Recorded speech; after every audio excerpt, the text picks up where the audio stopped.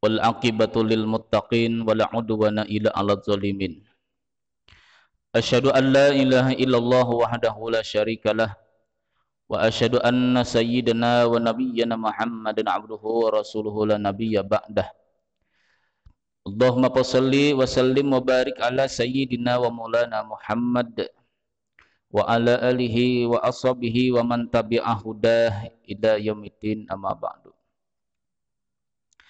Jemaah Masjid Jamiatul Ummah yang dirahmati Allah Subhanahu wa taala, alhamdulillah, puji dan syukur senantiasa kita panjatkan kepada Allah Subhanahu wa taala dengan karunia nikmat iman dan Islam yang diberikannya kepada kita. Kita dibimbingnya kembali untuk bisa melaksanakan salat maghrib berjamaah. Dan tak lupa kita berniat i'tikaf sebagai sunnah Nabi sallallahu alaihi wasallam. Nawaitu an ataqifa fi hadzal masjid sunnatan lillahi ta'ala. Sengaja aku beriktikaf di masjid ini sunat atasku karena Allah.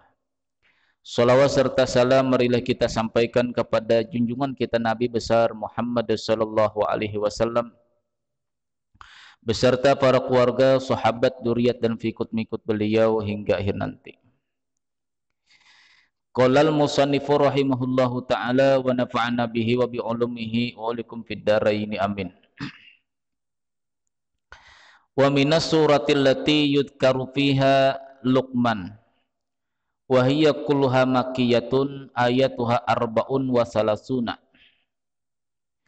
Di antara surah-surah pula yang disebutkan di dalam Al-Qur'an yaitu surah Luqman. Wahia kulluha makiyatun, surah Luqman ini semuanya ayat makiyah, artinya surah yang diturunkan di kota Makkah. Ayatuha arba'un wa salasuna, ayatnya ada berjumlah 34. Wa kalimatuha sab'atu mi'atin wa samanun wa arba'una, kalimat-kalimat di dalam surah Luqman ini yaitu 748. Wa hurufuha, adapun huruf-hurufnya alfani wa mi'atun wa asyarata ahrufin, yaitu 2110 huruf. A'udzu billahi minasyaitonir rajim. Bismillahirrahmanirrahim. Alif lam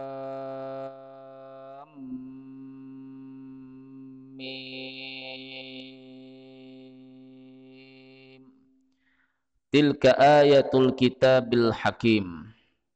Alif lam mim, kata Allah. Yaqulu anallahu a'lam. Arti alif lam mim, anallahu a'lam, akulah Allah yang maha mengetahui. Tilka ayatul kitabil hakim.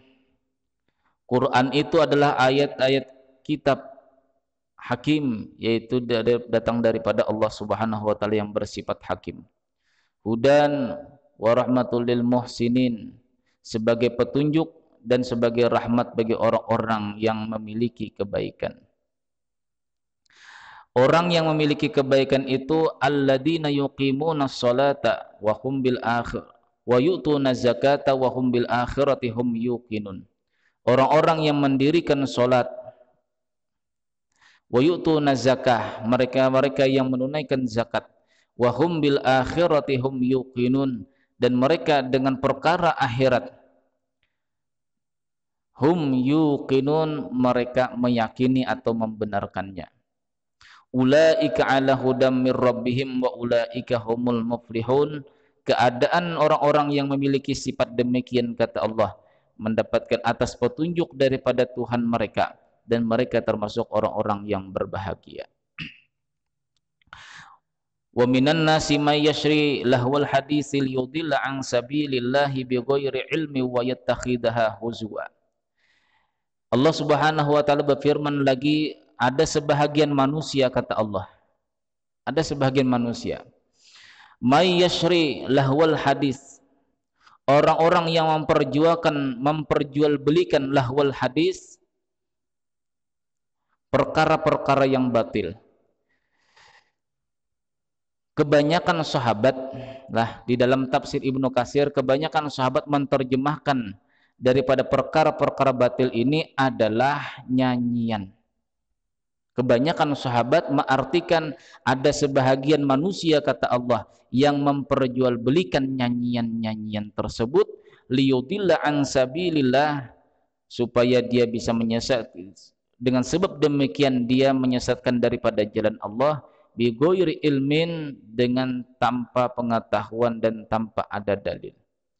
Wa yattakhidaha huzwa, dengan nyanyian tersebut kata Allah, yattakhidaha huzwa, mereka menjadikan nyanyian-nyanyian tadi sebagai olok-olokan kepada Allah. Ulaika lahum adzabun muhin, mereka itulah yang akan mendapatkan adab yang begitu pedih. Nah, surah Al-Luqman, surah Luqman, Luqman adalah seseorang ahli hikmah.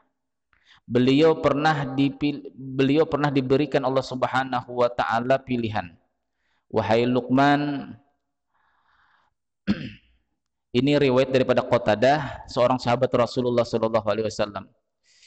Jadi Qatadah pernah berbicara, mengatakan Allah Subhanahu wa taala pernah memberikan pilihan kepada Luqmanul Hakim. Apakah dia mau menjadi nabi ataukah menjadi orang ahli hikmah? Jadi kata Qatadah, sahabat Rasulullah Qatadah ini, bahwasanya Luqmanul Hakim lebih memilih daripada ilmu hikmah daripada menjadi nabi. Ini riwayat sahabat. Nah, tentunya kita mengetahuilah yang walaupun ini tidak hadis, tentunya kalau itu daripada sahabat itu adalah muridnya Rasulullah SAW, tentunya apa yang dikatakan beliau-beliau tersebut tentunya bukan dusta, karena ini murid Rasulullah. Jadi Qatadah mengatakan bahwasanya Luqman pernah ditawarkan oleh Allah Subhanahu wa taala, apakah kamu hendak menjadi nabi ataukah hendak memiliki ilmu hikmah? Ternyata Luqmanul Hakim lebih memilih daripada ilmu hikmah daripada kenabian.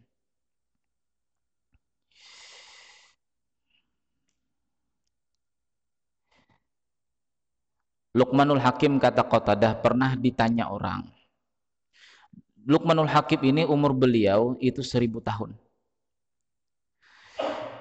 Luqman bin Ba'ura bin Najur bin Ajar.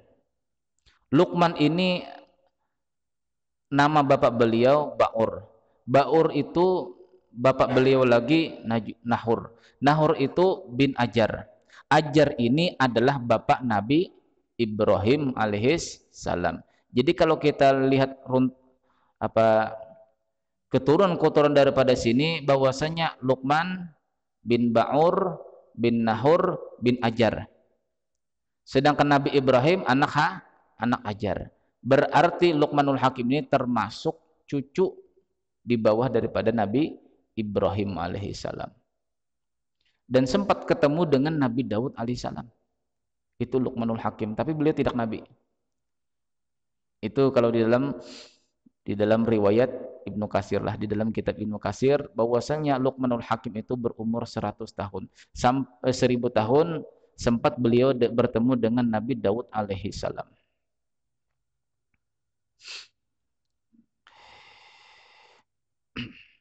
Imam Sufyan Ats-Tsauri itu mengambil daripada riwayat Ash'as. Ash'as ini salah satu seorang sahabat. Jadi Sufyan Tsauri, nah, ini termasuk gurunya Imam Abu Hanifah. Sufyan Tsauri ini termasuk gurunya Imam Abu Hanifah. Nah, Sufyan Tsauri ini belajar kepada para sahabat dahulu, termasuk diantaranya Asy'asi. Ini sahabat Rasulullah. Sufyan Tsauri di dalam, lupa kita nama kitabnya, seandainya Imam Sufyan Ats-Tsauri itu memiliki murid-murid yang meneruskan daripada fikih beliau, kata ulama-ulama kita, niscaya mazhab kita menjadi 5. Jadi mazhab yang pertama sama sekali itu Imam Sufyan Tsauri, baru Imam Abu Hanifah, Imam Malik, Imam Syafi'i dan Imam Ahmad bin Hambal.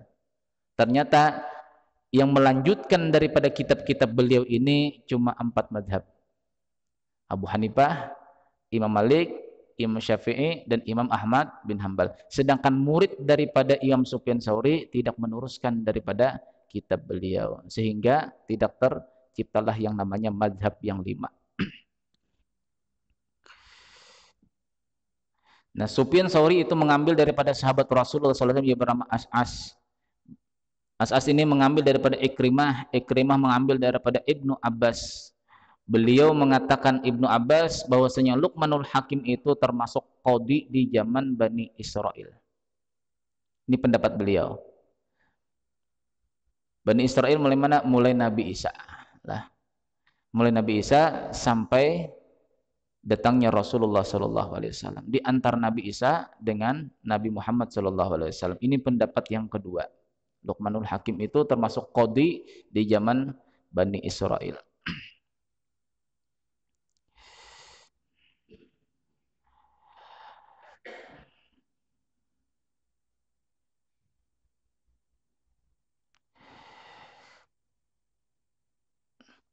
Kita kembali kepada ayat yang ke-6 tadi. Bahwasanya lahwal hadis, artinya sesuatu yang sia-sia. Orang yang memperjualbelikan sesuatu yang sia-sia supaya bisa menyesatkan manusia daripada jalan Allah, dan dia menjadikan yang sia-sia tadi itu, kata Allah, sebagai olok-olokan kepada Allah Subhanahu wa taala. Sehingga para sahabat itu banyak menerjemahkan arti lahwal hadis yaitu nyanyian-nyanyian. Rasulullah SAW pernah bersabda, la yahullul muginniyat wala syira'uhunna wa aqlu asmanihinna haramun wa fihinna anzalallahu azza wa jalla alayya wa minan nasi may yashrilahu al hadis liyudilla an sabilillah. Tidak halal yang namanya menjadi penyanyi, wala syira'uhunna, menyewanya, sewa artis supaya paslon kita ini dipilih orang. Kita ikut menyumbang. Nah, sumbang jo sana. Aku nolongin 1 juta. Datangkan artis anu. Wa aqlu asmanihinna, haram asmanihinna, memakan harta, memakan daripada harganya tadi. Artinya si artisnya tadi. Haramun, kata Rasulullah, itu haram. Wa fihinna, oleh karena demikian anzalallahu azza wa jalla alayya, Allah Subhanahu wa taala pernah menurunkan kepadaku, wa minan nasi may yashri lahwal hadits liyudilla an sabilillah. Ada sebahagian manusia, kata Allah, orang yang memperjualbelikan yang namanya nyanyian-nyanyian supaya menyesatkan daripada jalan Allah Subhanahu wa taala. Dan dia dengan sebab nyanyian-nyanyian tadi bisa memperolok Allah Subhanahu wa taala. Jadi nyanyian-nyanyian itulah. Sehingga di dalam ayat yang ke-7 di sini dijelaskan Allah taala, arti orang yang memperolok-olok Allah Subhanahu wa taala itu adalah orang-orang yang gemar dengan nyanyian-nyanyian. Wa idza tutla alaihi ayatuna, apabila dibacakan kepadanya ayatuna, akan ayat-ayat kami, kata Allah, walla mustakbiran, mereka berpaling dan sombong. Ka'allam yasmaha, seolah-olah tidak memperdengari daripada ayat Al-Quran. Jadi kesimpulannya, orang yang merasa terganggu dengan ayat-ayat Al-Quran yang dilantunkan oleh seseorang, baik di masjid atau di mana jua pun, itu pertanda, kata Allah Subhanahu wa taala, orang itu senang dengan nyanyian-nyanyian. Karena hati kita ini cuma satu, seperti gelas. Bila seperti gelas, bila hati kita tuh penuh sukaria, gembira, senang hati dengan nyanyian-nyanyian, otomatis apabila masuk ayat Al-Quran itu akan keluar dengan sendirinya. Sebagaimana air itu akan tumpah apabila dimasukkan batu. Sebanyak apa batu yang dimasukkan ke dalam gelas yang berisi air, sebanyak itu pula air akan tumpah. Nah, ini pemahaman daripada sahabat dahulu. ka'allam yasma'ha ka'anna fi udunaihi waqara, seolah-olah dia itu tertutup telinganya, tersumbat telinganya. Bila demikian fabasyirhu bi'adzabin alim, maka wahai Muhammad berikan kabar kepada orang tersebut, orang yang tidak mau merasa bosan dengan ayat Al-Qur'an, orang yang tidak senang bahkan keluh kesah bila mendengar ayat Al-Qur'an, maka berikan kabar kepada dia wahai Muhammad bi'adzabin alim, dengan adab yang sangat pedih. Nah, inilah penafsiran para sahabat-sahabat dahulu, bahkan Ibnu Katsir pun menerjemahkan demikian. Bahwasanya tanda orang itu senang dengan nyanyian-nyanyian di saat dia mendengar ayat Al-Qur'an, dia mencoba ka'allam yasma'ha, seolah-olah dia tidak mau memperdengarkannya. Makanya orang-orang dahulu, ialah orang-orang dahulu, di saat dibunyikan ayat-ayat Al-Qur'an di masjid, ialah ataupun azan, di saat kita nonton televisi atau mendengarkan radio, disuruh dimatikan. Matikan, orang sudah mengayat di masjid. Matikan TV, orang sudah mengayat di masjid. Itu orang dahulu. Kalau sekarang tidak lagi, Pak. Tidak lagi. Orang mendengar ayat yang dilantunkan di masjid, dia tetap senang dengan televisi. Dia tetap senang dengan apa yang dia lihat di HP-nya. Nah, itu termasuk pertanda orang itu hatinya itu lebih senang dengan nyanyian ketimbang daripada ayat Al-Qur'an. Bila demikian kata Allah Subhanahu wa taala, wahai Muhammad, kuwakilkan kepada kamu, kabarkan bahwasanya orang itu nanti di akhirat akan mendapatkan azab yang pedih. Na'udzubillah min dzalik, kitalah.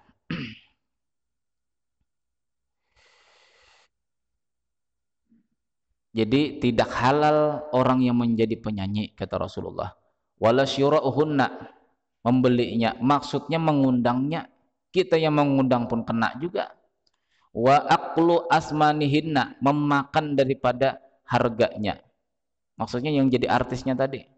Kita yang mengawal dapat bahagian daripada artis tadi, dapat juga, tidak halal. Haramun, itu haram, kata Rasulullah. Karena Allah Ta'ala pernah menurunkan ayat seperti ini, kata Rasulullah.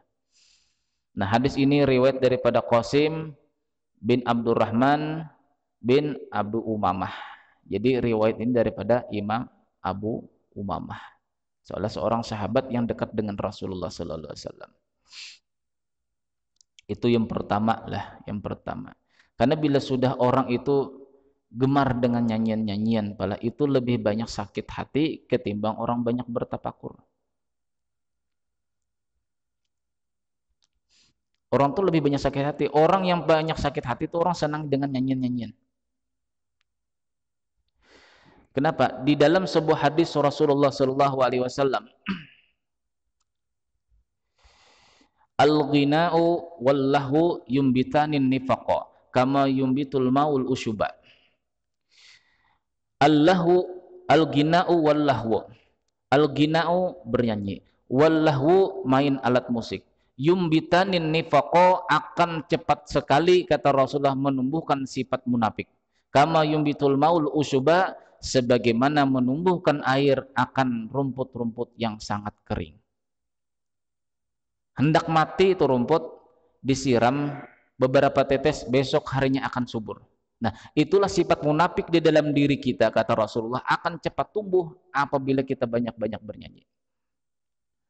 Karena banyak bernyanyi inilah, itu di luar daripada kebenaran yang ada. Kita bujangan menyanyi masalah orang yang sudah punya anak, kan berbeda. Mungkin hadis ini ada 5 kali atau 6 kali sudahlah kita bicarakan, cuma tidak apa-apa kita ulang supaya kita lebih ingat lagi dengan hadis Rasulullah SAW ini. Maka kalau tidak terkenal, tidak senang. Kita inilah. Memang seperti itu sifat manusia. Sifat manusia wajar. Cuma tinggal kita menahani, inilah menahani daripada diri kita ini.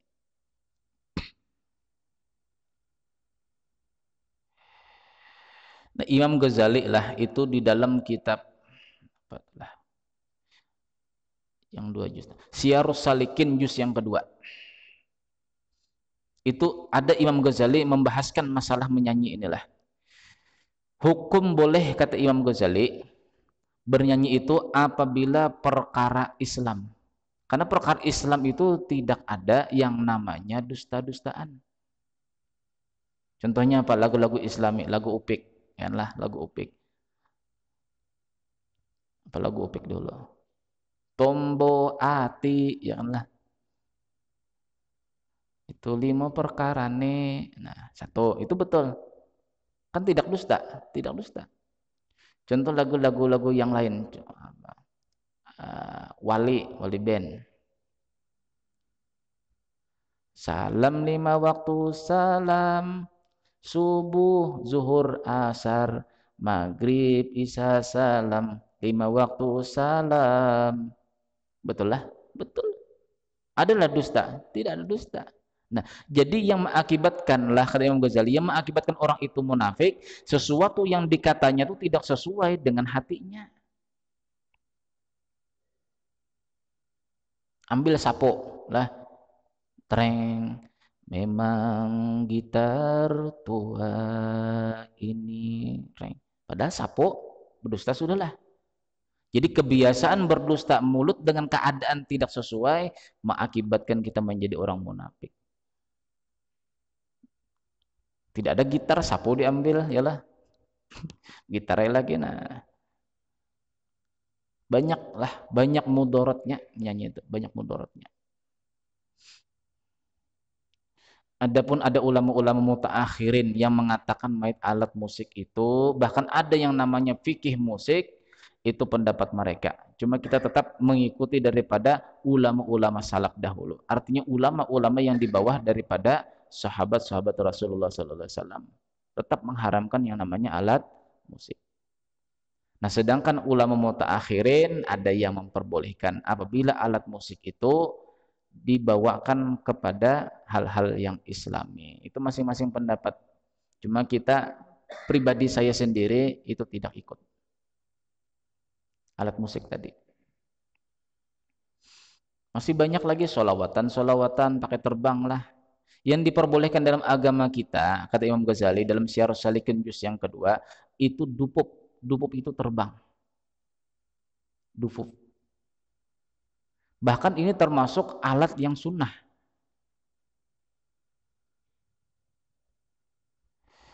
Di dalam sabda Nabi Shallallahu Alaihi Wasallam lah,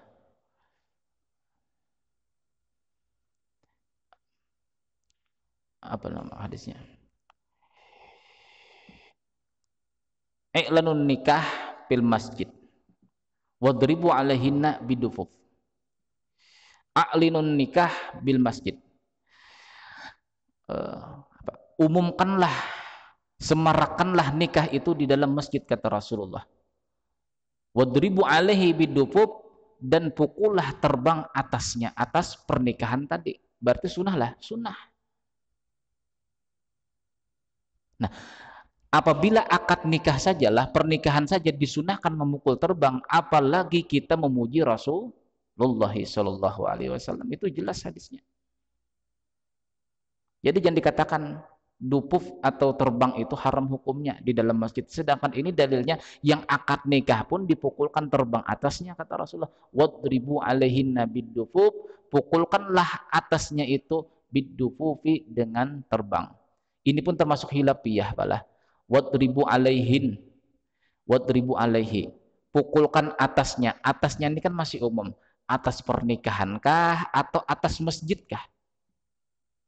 Terhadap pernikahan itukah dipukul terbang atau terhadap di dalam masjidkah memukul terbang tadi? Ini pun hilafiyah. Tapi yang pastinya memukul terbang untuk bersolawat kepada Rasulullah SAW itu termasuk diperbolehkan. Sedangkan orang nikah jadi suruh Rasul untuk memukul terbang. Ya kalau memukul terbang tidak ramai, mending dangdutan. Nah ya sudah.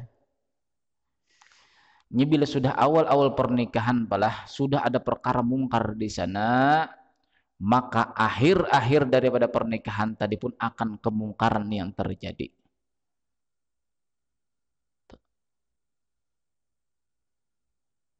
Tidak lama pisahan, tidak lama pisahan. Kenapa? Awal mulanya sudah kemungkaran. Apalagi sudah terbiasa di dalam rumah tangga itulah seorang perempuan yang berpoyak-poyak dengan harta suaminya.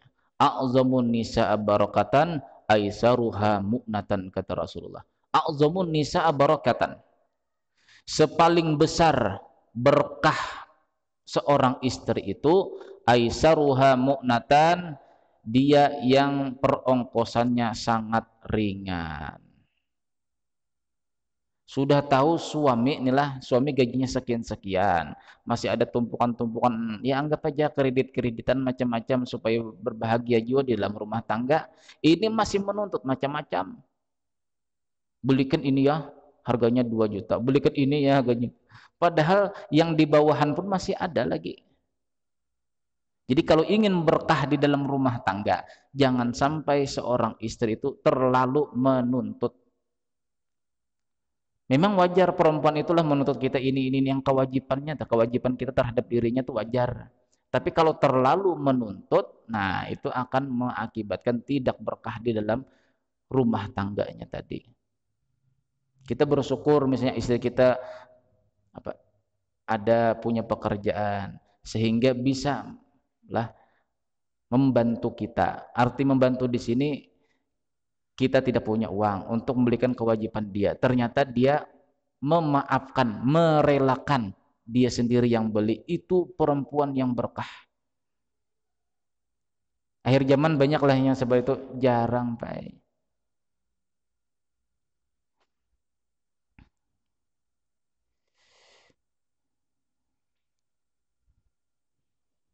Jadi bila sudah awal mula pernikahan itu diawali dengan kemungkaran, di dalamnya akan terjadi kemungkaran dan diakhiri dengan kemungkaran. Nah itu naudzubillah min dzalik.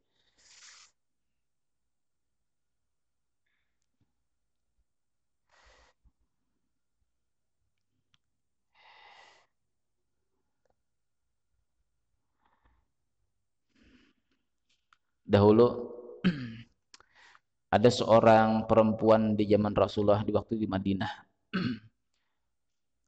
Setelah peperangan Tabuk, kalau tidak salah peperangan Tabuk,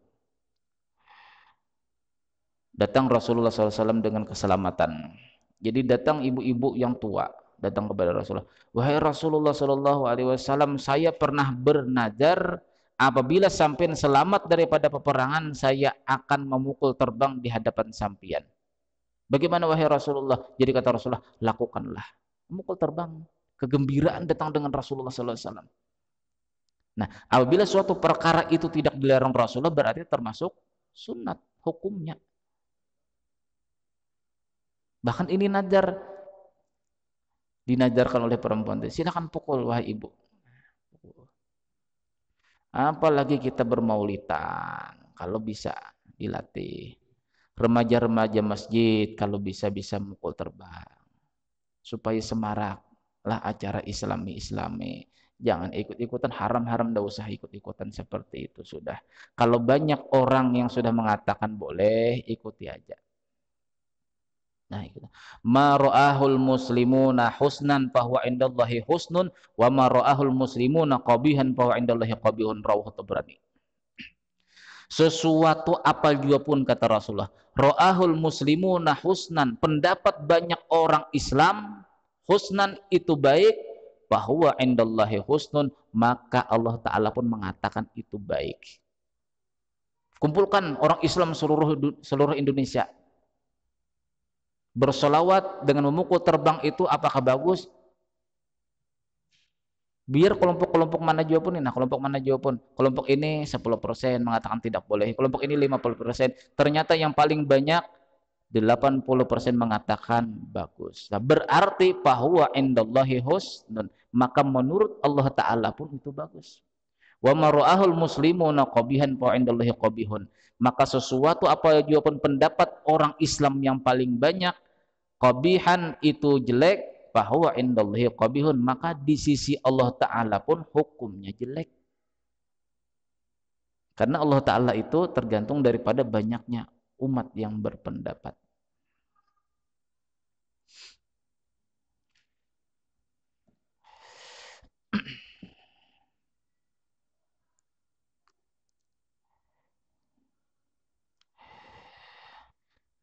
Banyak yang riwayat yang mengatakan bahwasanya masalah Luqmanul Hakim ini adalah orang yang berperawakan hitam. Jadi Abdullah bin Wahab itu mengambil daripada Abdullah Umar Maula Ghafrah. Jadi ada seorang laki-laki, ini di zaman sahabat, nah perkataan sahabat. Ada seorang laki-laki berdiri di hadapan Luqmanul Hakim dan bertanya, kamu ini termasuk budak khas-khas kan? Kamu ini seorang budak hitam kan? Warna kulit kamu hitam. Kamu dulu pernah mengembala kambing, betul? Kata Luqmanul Hakim, kulit kamu hitam. Jadi kata Luqmanul Hakim, adapun warna hitam itu lebih jelas daripada warna yang lain. Iyakah? Kalau hitam, warna hitam itu lebih jelas. Apa hikmahnya warna hitam? Kalau merah masih ada rupa-rupa yang lain.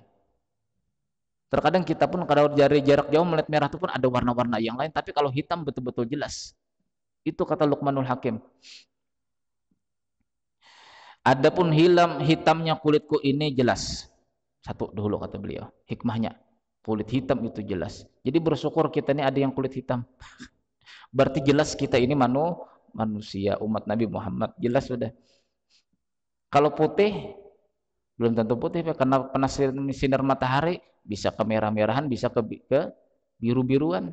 Tapi kalau hitam, semakin kena panas matahari, semakin hitam. Berarti jelas dia itu hitam. Tidak memudar, tidak memudar. Coba kalau warna lain bisa memudar. Lalu kata Luqmanul Hakim, lalu apakah yang mengherankan kamu tentang diriku ini apa? Aku memang budak, pengembala kambing, kulitku hitam, hidungku ini lebar, tidak mancung, kata Luqmanul Hakim.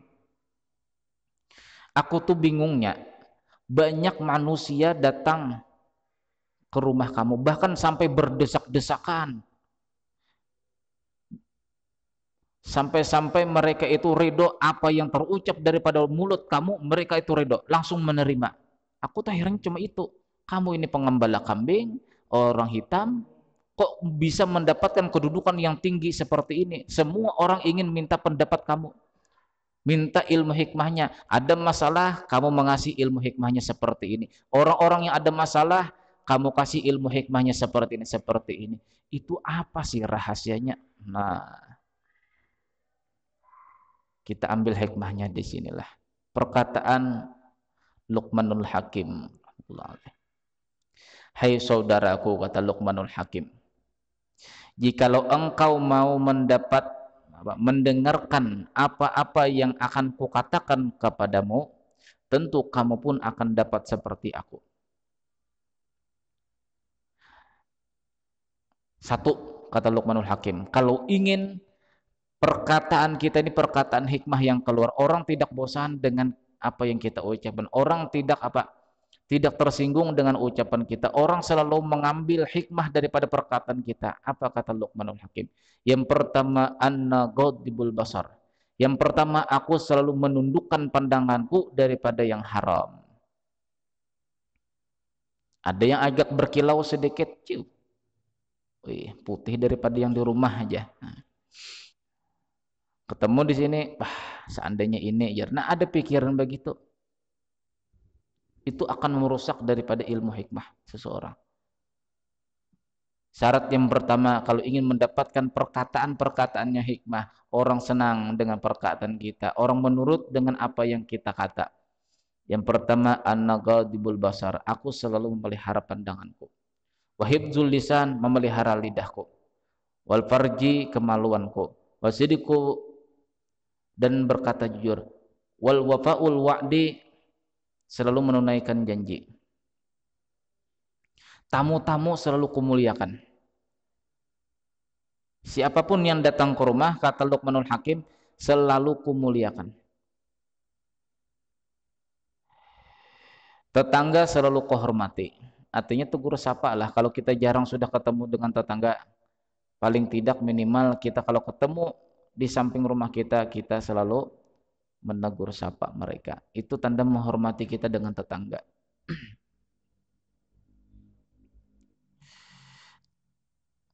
Dan aku tidak pernah melakukan sesuatu minal abasi, daripada sesuatu yang sia-sia. Nah, itulah kata Luqmanul Hakim yang membuat diriku ini dicintai manusia, mendapatkan kedudukan demikian. Jadi kata Abu Darda, ini kan sahabat Rasulullah yang pernah diracuni tapi tidak mati. Abu Darda nih berkomentar juga masalah Luqmanul Hakim ini. Abu Darda itu sampai 40 hari setiap harinya diracuni orang, ternyata tidak mati-mati dan bahkan tidak keracunan. Seorang orang munafik menjadi pembantu daripada Abu Darda. Setiap hari Abu Darda diracuni supaya mati. Karena Abu Darda ini termasuk orang yang dekat dengan Rasulullah dan banyak meriwayatkan hadis Rasulullah. Lalu ada orang munafik yang ingin membunuh Abu Darda dengan cara apa? Dia menjadi pembantu di rumah Abu Darda, setiap harinya dikasih racun Abu Darda ini.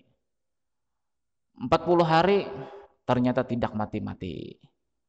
Bertanya jujur ternyata orang munafik tadi, "Wahai Abu Darda, sebenarnya aku ini bukan golongan Islam. Aku meracuni kamu setiap hari, bahkan sampai 40 hari ini ternyata kamu tidak keracunan. Apa amalannya?" Jadi kata Abu Darda, aku pernah mendengar Rasulullah SAW bersabda, barang siapa yang hendak makan atau minum, membaca Bismillahilladzi la yadurru ma'asmihi syai'un fil ardi wala fis sama'i wa huwas samiul alim, maka tidak ada sesuatu apa pun yang memudaratkan terhadap dirinya. Itu jamalannya. Kalau pergi kemana-mana, itulah tidak tahu kita apa yang disuguhkan kepada kita, kita tidak tahu. Apalagi daerah orang banyak yang ilmu-ilmu hitam. Nah, baca Bismillahilladzi la yadurru ma'asmihi syai'un fil ardi wala fis sama'i wa huwas samiul alim.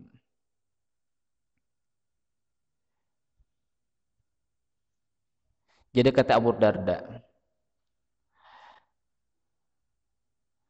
Darda itu yang didapatkan Luqman Hakim bukan karena beliau itu termasuk keluarga para nabi, tidak.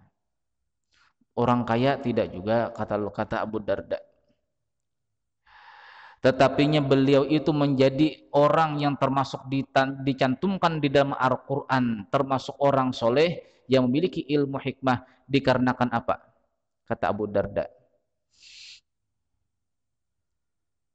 beliau itu seorang yang pendiam, satu.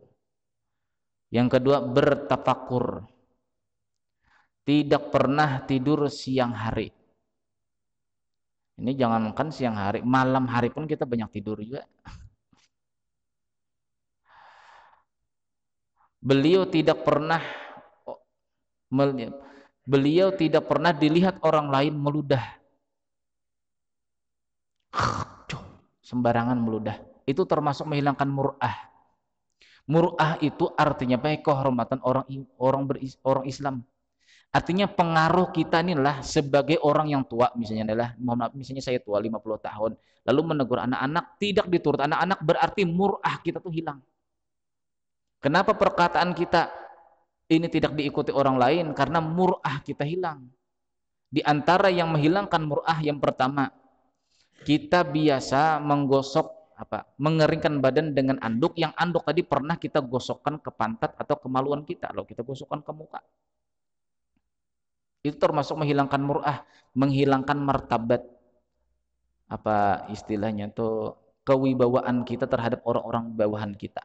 Kenapa orang ini tidak menurut dengan kita padahal tua kita? Bagaimana kita bisa menasihati kalau orang yang melihat kita pun tidak ada melihat kita itu berwibawa? Kenapa ini tidak bisa menurut, kenapa ini tidak bisa menurut? Karena tidak ada wibawa. Yang kedua, yang mengakibatkan orang itu tidak berwibawa atau hilang murahnya, berludah sembarangan. Apalagi berludahnya itu tidak menghadap berludahnya tadi pas menghadap kiblat. Jadi berludah itu tata cara berludah. Lah, kalaupun di depan orang banyak, itu berludah ke bawah. Lalu injak dengan kaki. Jangan jangan. Itu menghilangkan mur'ah. Luqmanul Hakim tidak pernah berludah di hadapan orang. Beliau sembunyi-sembunyi. Yang kedua, tidak pernah menghembuskan ingus. Berjauh. Kalau mau membuang ingus, berjauh. Buang air besar ataupun mandi. Buang air besar pun atau BAB, pipis, beliau sembunyi-sembunyi, tidak pernah dilihat orang. Masuk ke kakus itu tidak pernah dilihat orang. Mandi pun tidak pernah dilihat orang. Itu kata Abu Darda, sahabat Rasulullah SAW. Tidak pernah beliau tertawa-tawa, tertawa terbahak-bahak. Tidak pernah mengulangi perkataan yang keluar daripada mulut beliau. Ya. Kalau kurang jelas, ulangi lagi, ulangi lagi, ulangi lagi. Bahkan kalau kita mengomel pun sampai 3 kali, sampai 4 kali mengomel tadi itu kata-kata itu juga yang diulang. Luqmanul Hakim tidak seperti itu kata Abu Darda. Apapun yang sudah terucap daripada beliau itulah sudah ilmu hikmah.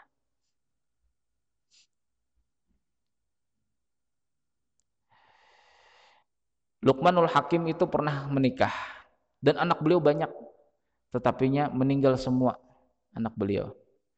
Nah, di saat meninggal anak beliau semua, beliau tidak pernah menangis, Pak. Tidak pernah menangis. Artinya sangat sabarnya beliau. Anak banyak, meninggal semuanya. Itu Luqmanul Hakim. Beliau ini senang mendekati penguasa-penguasa untuk mengambil pencari pengalaman. Karena ilmu hikmah itu daripada semua. Dan beliau senang mendatangi para hakim-hakim untuk mendapatkan pelajaran di antaranya. Nah, itulah kata Abu Darda, sahabat Rasulullah SAW, menceritakan hikmahnya kenapa Luqmanul Hakim tertera di dalam Al-Quran. Bahkan surah Luqman pun ada. Beliau termasuk orang yang soleh, yang menjalankan daripada kejujuran di dalam hati.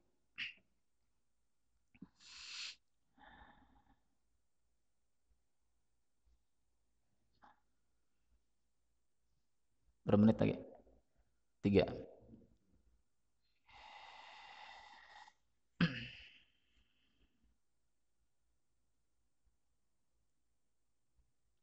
Jadi kata Luqmanul Hakim lah, ini riwayat Qatadah masih.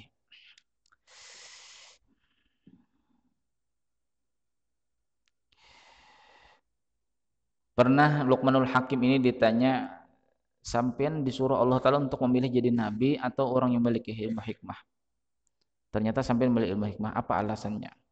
Seandainya aku ini disuruh Allah Ta'ala untuk menjadi nabi, otomatis kata beliau, nah, otomatis aku selalu berharap supaya berhasil membina umat yang pertama, dan berharap dapat menunaikan tugasku.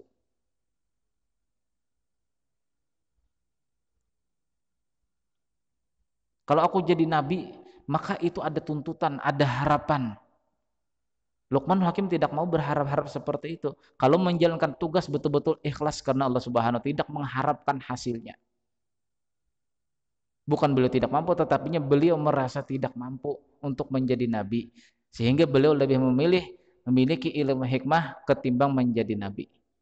Karena orang menjadi nabi itu pasti ada hatinya tuh mengharapkan supaya umat ini bagus. Nah, mengharap-harap ini yang tidak sepatutnya bagi seorang nabi. Mengharap-harap supaya berhasil, supaya bisa menunaikan tugas.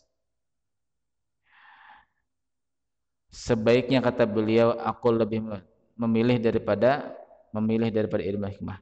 Maka aku khawatir bila tidak mampu menjalankan daripada tugasku. Siapa tahu aku tidak mampu. Kata Luqmanul Hakim, kalau dijadikan nabi siapa tahu aku tidak mampu. Karena itulah aku lebih memilih hikmah, lebih aku sukai daripada menjadi kenabian. Wallahu a'lam bishawab. Nah, ini amalan catatan yang kemarin, amaliyah hari raya.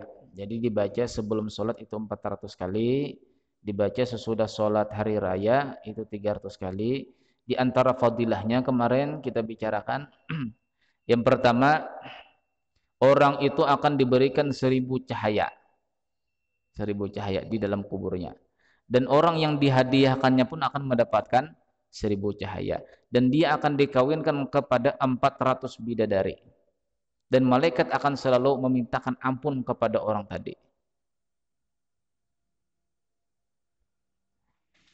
Nah, mudah-mudahan kita bisa mengamalkannya semua. Amin ya rabbal alamin. Mudah-mudahan Allah Subhanahu wa taala mengampuni dosa kita, dosa jiran kita, dosa kaum muslimin dan muslimat. Mudah-mudahan Allah Subhanahu wa taala selalu membimbing hati kita istiqomah dalam beribadah. Kita mencintai Al-Qur'an sebagaimana kita mencintai Allah, itu adalah kalam Allah. Mudah-mudahan Allah Subhanahu wa taala selalu membimbing hati kita istiqomah dalam beribadah, dan kita istiqomah. Dengan keistiqomahan tadi Allah Subhanahu wa taala membimbing kita husnul khotimah. Amin ya rabbal alamin. Ala hadihin niyah wa ala kulli niyatin shalihah ila hadrati sayyidina Muhammad sallallahu alaihi wasallam. Al-Fatihah. Alhamdulillahi rabbil alamin arrahmanir rahim maliki yaumiddin iyyaka na'budu wa iyyaka nasta'in shiratal mustaqim. Bismillahirrahmanirrahim. Alhamdulillahi rabbil alamin. Wassalatu wassalamu ala syarafil anbiya'i mursalin sayyidina Muhammad wa ala alihi wasallam ajma'in. Allahumma ighfir lana ma akhtana wa ma ta'ammadna wa ma asrarna wa ma a'lanna wa ma anta bihi minna. Antal muqaddim wa antal muakhir, la ilaha illa anta, rabbana atina fid dunya hasanah wa fil akhirati hasanah wa qina adzabannar. Wa sallallahu alaihi Muhammad wa ala alihi wasallam. Alhamdulillahi rabbil alamin. Subhanakallahumma wa bihamdika asyhadu an la ilaha illa anta astaghfiruka wa atubu ilaik. Assalamualaikum warahmatullahi wabarakatuh.